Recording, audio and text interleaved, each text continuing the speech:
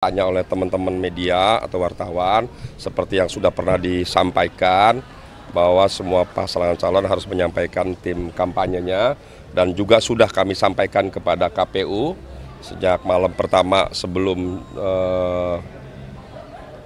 digelarnya kampanye, tanggal 25, tanggal 24 malam sudah kami kirim ke KPU, jadi teman-teman bisa mengakses.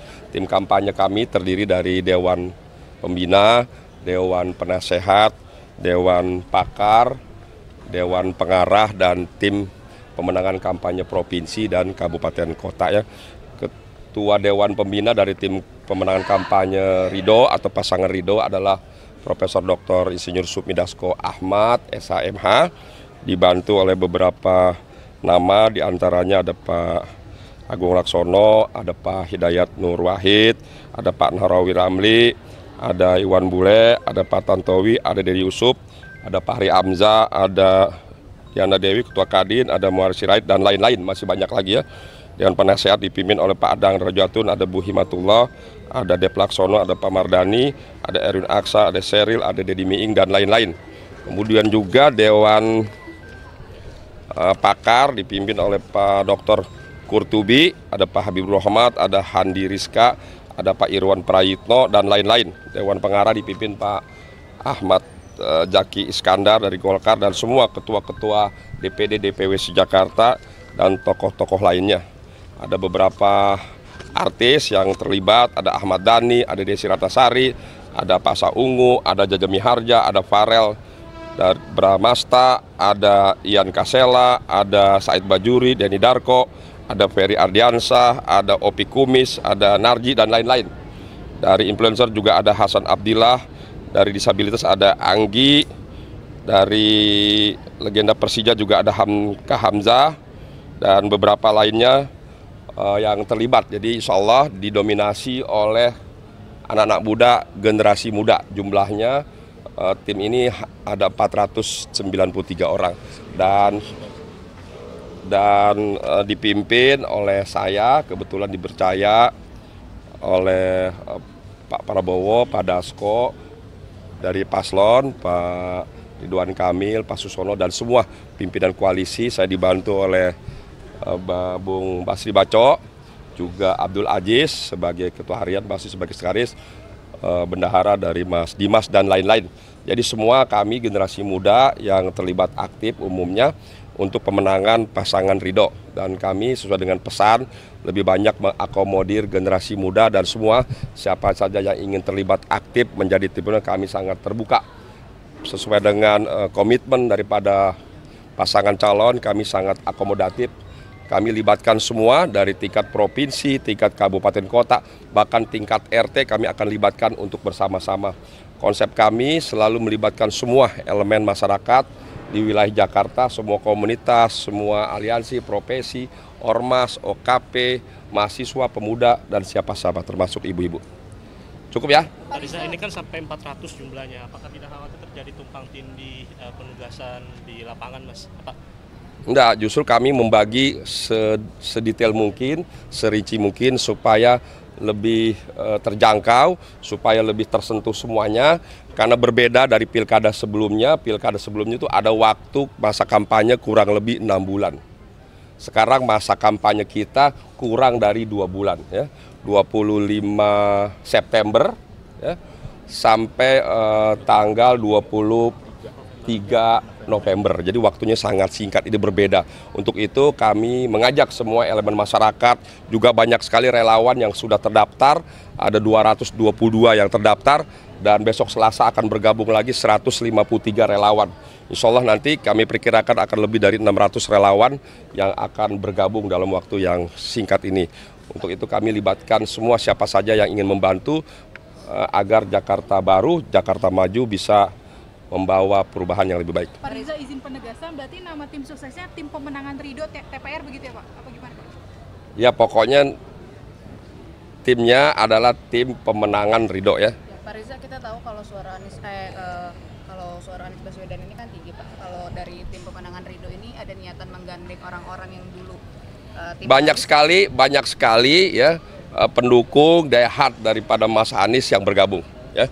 Juga ingin terlibat aktif di dalam berbagai kegiatan. Tadi malam juga datang ya dari Lebak Bulus, dari Cengkareng, dari Podokan, semua ingin terlibat ya, termasuk dari Bang Dahri dan lain-lain. Jadi banyak sekali ya yang ingin terlibat. Karena sejujurnya mohon maaf ya, pemilih Mas Anies itu beririsan ya dengan pemilih Bang Ridho ya, Ridwan Kamil dan Pak Susono ya. Jadi komunitasnya sama, pilihannya sama. Jadi insya Allah kami meyakini banyak sekali, hampir semua menurut kami, nanti kita lihat saja pemilih Mas Anies akan memilih pasangan Ridho. Artinya Ridho akan lebih banyak mengakomodir keinginan mereka, Mas.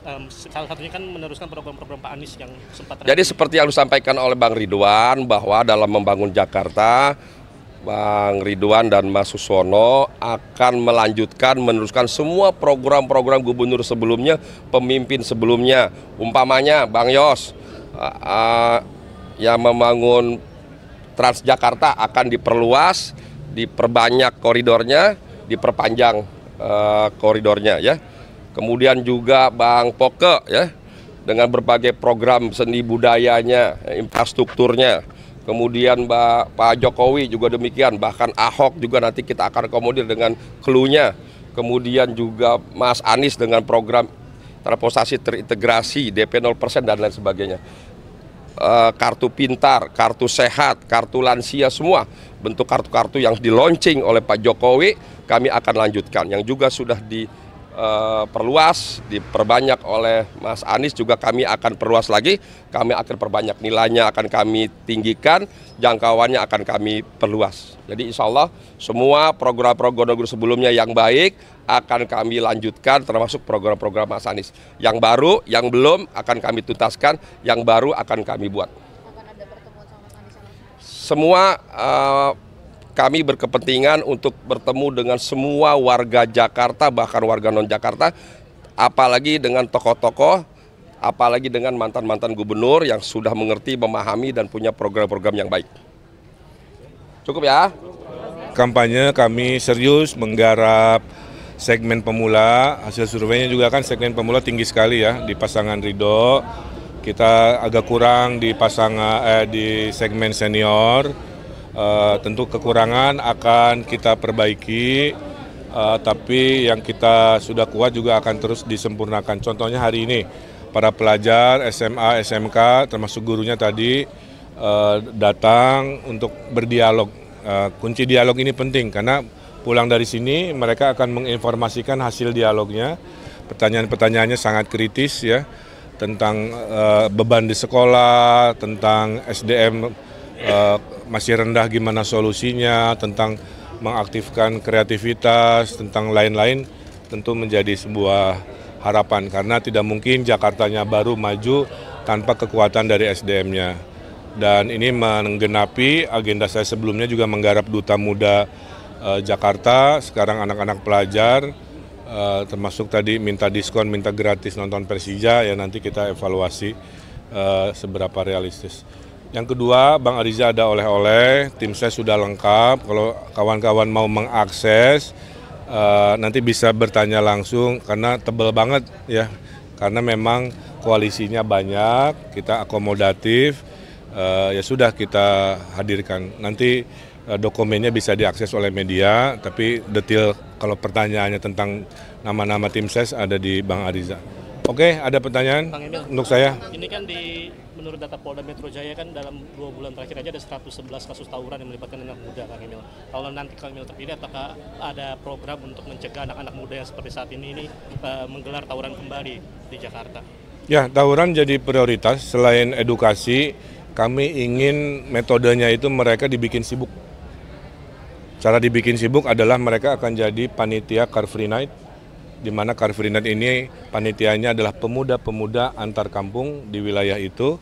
Nanti diatur oleh Pak Camatnya, sehingga mereka lebih banyak komunikasi dibanding diam-diaman kan. Dan mudah-mudahan dengan sering berkomunikasi, saling kenal, akhirnya waktu yang tadinya senggang dipakai oleh provokasi, lebih banyak waktunya sibuk oleh kreasi-kreasi. Nah, jadi kombinasi dari kegiatan di Car Free Night untuk kepanitiaan pemuda, edukasi pemuda, nanti di dana 200 juta itu bisa diaturkan juga porsi untuk kegiatan kepemudaan. Yang selama ini nggak ada. Nah mudah-mudahan dengan resep dari Ridho ini, insya Allah dengan kesibukan mereka berkurang tawuran. Oke. Soal pengangguran tadi boleh dijelaskan lagi solusinya? Ya, sepeninggal Jakarta ke Nusantara kan nggak lagi jadi pusat pemerintahan. Maka hanya jadi fokus pusat bisnis. Nah bisnisnya harus banyak bisnis digital. Kita akan bikin Jakarta Coding Camp buat 100 ribuan anak muda kan begitu ya.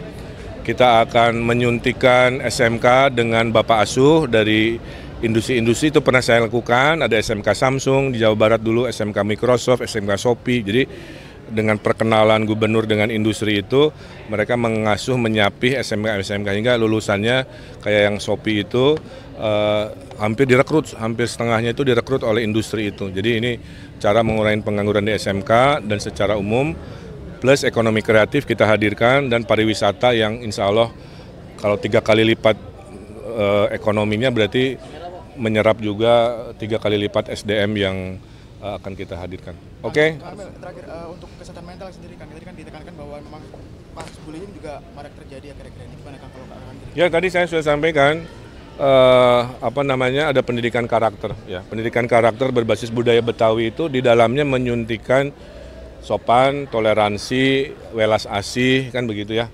Harapannya minimal nempel lah sehingga pembulian berkurang. Kalau masih ada pembulian perundungan kita ada aplikasi pelaporan. Sementara namanya stopper kan. Itu sudah efektif di Jawa Barat. Si korban melapor atau sahabatnya yang melihat si temannya dibully melapor. Nanti setiap sekolah ada namanya operator anti perundungannya. Bisa guru BP atau guru-guru yang ditunjuk. Sehingga dalam hitungan 24 jam ada indikatornya. Guru-guru itu harus merespon laporan pembulian di sekolah. Kombinasi tadi pendidikan karakter dan kombinasi responsif dalam pelaporan mudah-mudahan mengurangi perundungan. Terima kasih Bang Ariza.